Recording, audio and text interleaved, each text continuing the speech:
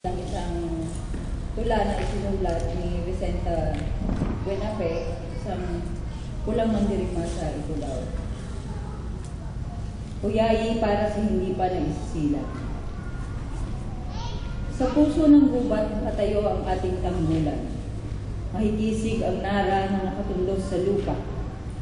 Sumusuhay sa moob ng sangang malalabay na araw-araw ay nagpipinta ng langit na lagit-laging nagbabago ang kulay.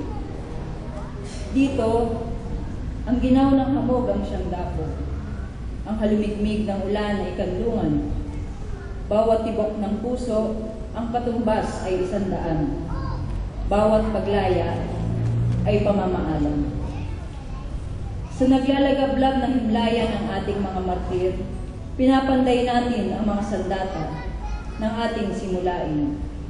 Pinag-aalab ang pag-asam sa isang bagong daigdig na itinitindig mula sa habi ng tahanan, mga alaala ng kamusmusan at mga uyayi para sa hindi pa naisisila. Salamat.